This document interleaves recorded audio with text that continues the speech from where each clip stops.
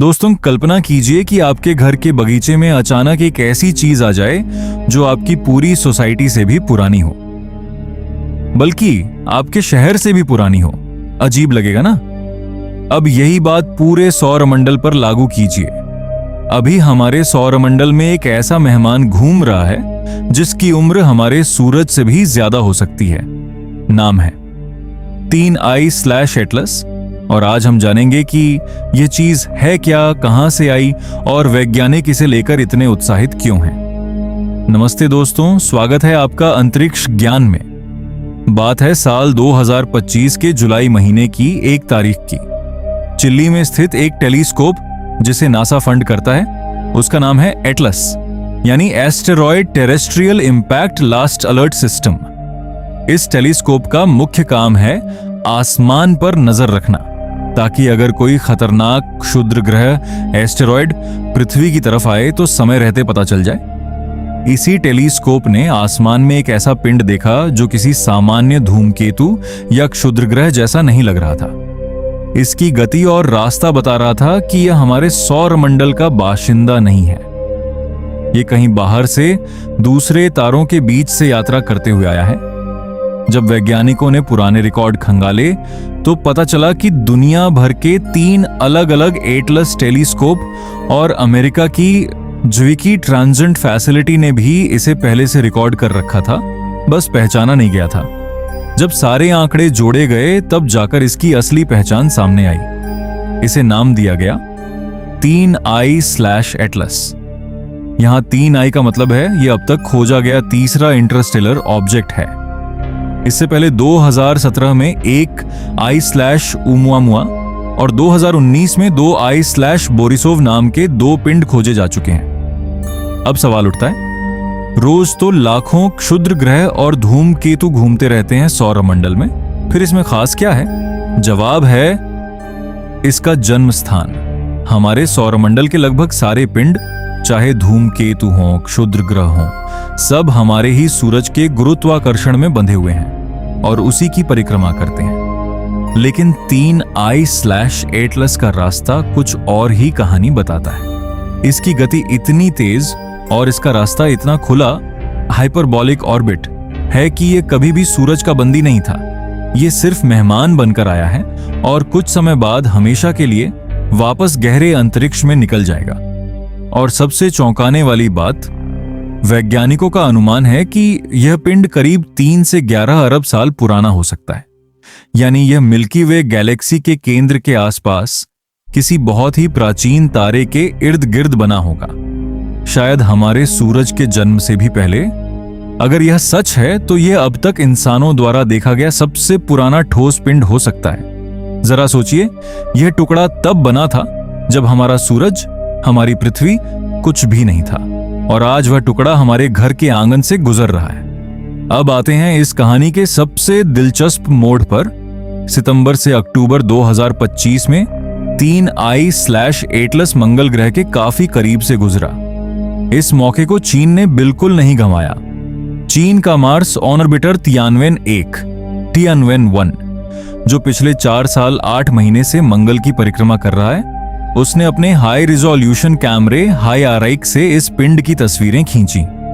यह दूरी थी लगभग 3 करोड़ किलोमीटर। यह चीन का पहला ऐसा मौका था जब उसने गहरे अंतरिक्ष के किसी पिंड को इस तरह ऑब्जर्व किया। और मजे की बात, यह पिंड मंगल की सतह की तुलना में 10,000 से 1 लाख गुना ज्यादा धुंधला था, फिर भी वैज्ञानिकों ने इसे कैद कर लिया। तस्वीरों में क्या दिखा? एक साफ पूंछ और टेल, चारों तरफ गैस और धूल का एक हल्का सा कोमा यानी धुंधला आवरण।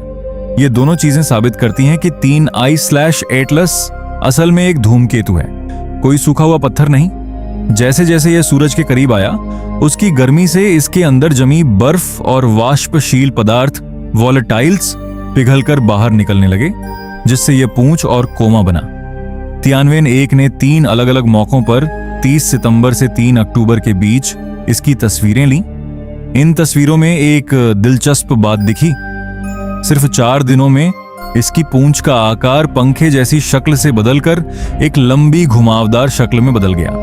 इसकी वजह थी देखने के नजरिए, व्यूइंग एंगल में तेजी से आया करीब 34 डिग्री का बदलाव। इसके अलावा एक और खास बात, तियानवेन 1 ने इस पिंड को इसके परिक्रमा तल ऑर्बिटल प्लेन से बाहर यानी एक बिल्कुल अलग दिशा से देखा। इससे वैज्ञानिकों को इसके धूल के कणों के आकार का अंदाजा लगाने में मदद मिली। कण कुछ 100 माइक्रोन के आसपास पाए गए और धूल के निकलने की रफ्तार थी लगभग 3 से 10 मीटर प्रति सेकंड। अब बात करते हैं उस सवाल की जो हर किसी के मन में आता है, क्या यह कोई एलियन स्पेसक्राफ्ट है? सच कहूं तो जब भी कोई इंटरस्टेलर ऑब्जेक्ट खोजा जाता है, यह सवाल उठना लाजमी है। याद कीजिए 2017 वाला एक I/ओमुआमुआ, उसका आकार इतना अजीब और लंबा था कि कुछ वैज्ञानिकों ने भी मजाक में या गंभीरता से यह सवाल उठाया था कि क्या यह कोई एलियन यान है। लेकिन 3 I/एटलस के मामले में सबूत साफ तौर पर एक प्राकृतिक धूमकेतु की तरफ इशारा करते हैं। इसमें कोई असामान्य रेडियो सिग्नल नहीं मिला, कोई कृत्रिम गति परिवर्तन नहीं दिखा और इसकी पूंछ वे कोमा बिल्कुल वैसे ही व्यवहार कर रहे हैं जैसे किसी बर्फीले धूमकेतु के करते हैं। यानी विज्ञान की भाषा में यह एक बेहद पुराना प्राकृतिक अंतरतारकीय धूमकेतु है, कोई कृत्रिम वस्तु नहीं। फिर भी यह इतना दुर्लभ मौका है कि दुनिया भर के टेलीस्कोप, चाहे वह मंगल पर मौजूद रोवर हो या धरती के बड़े बड़े ऑब्जर्वेटरी, सब ने अपनी नजरें इस पर टिका दी थीं, क्योंकि ऐसा मौका बार बार नहीं मिलता कि किसी दूसरे तारामंडल का असली टुकड़ा हमारे हाथ लगे, वह भी बिना कहीं जाए। अब सवाल है, वैज्ञानिक इसके पीछे इतनी मेहनत क्यों कर रहे हैं? जवाब सीधा है, 3 I/एटलस हमें किसी दूसरे तारामंडल का नमूना बिना वहां गए हमारे घर तक पहुंचा देता है। सोचिए, अभी तक हम एक्सोप्लैनेट्स के बारे में सिर्फ दूर से टेलीस्कोप द्वारा अनुमान लगाकर जानते हैं, लेकिन यह पिंड असल में किसी दूसरे तारे के आसपास बना, वहां का पदार्थ लेकर घूमता रहा और अब हमारे सौरमंडल में आ पहुंचा है। इसकी बनावट, इसकी रासायनिक संरचना, इसके अंदर मौजूद बर्फ और गैसें, ये सब हमें बताती हैं कि दूसरे तारामंडलों में ग्रह और छोटे पिंड कैसे बनते हैं। यानी यह एक तरह से मुफ्त में मिला हुआ अंतरिक्ष का नमूना, सैंपल है, जिसके लिए हमें कोई मिशन भेजने की जरूरत नहीं पड़ी। 3 I/एटलस अभी सूरज के करीब से गुजरकर आगे बढ़ रहा है। जैसे जैसे यह सूरज के पास से निकलेगा, इसकी गर्मी और बढ़ेगी, इसकी पूंछ और लंबी हो सकती है और शायद इसमें और नए बदलाव दिखें। लेकिन एक बात तय है, कुछ ही समय बाद यह हमेशा के लिए हमारे सौरमंडल को छोड़कर वापस गहरे अंतरिक्ष की अनंत यात्रा पर निकल जाएगा और शायद फिर कभी इंसान इसे नहीं देख पाएंगे। यही तो अंतरिक्ष की खूबसूरती है। कुछ मेहमान सिर्फ एक बार आते हैं और हमें बस उतने ही पल में उन्हें समझने का मौका मिलता है। तो दोस्तों, ये थी 3 I/एटलस की पूरी कहानी।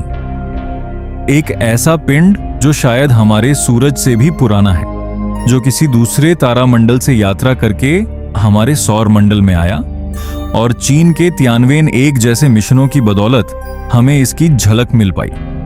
अगर आपको यह वीडियो पसंद आया हो तो इसे लाइक करना मत भूलिए, और अगर आप अंतरिक्ष से जुड़ी ऐसी रोचक जानकारी हर हफ्ते पाना चाहते हैं तो चैनल को सब्सक्राइब कर लीजिए और बेल आइकॉन दबाना मत भूलिए।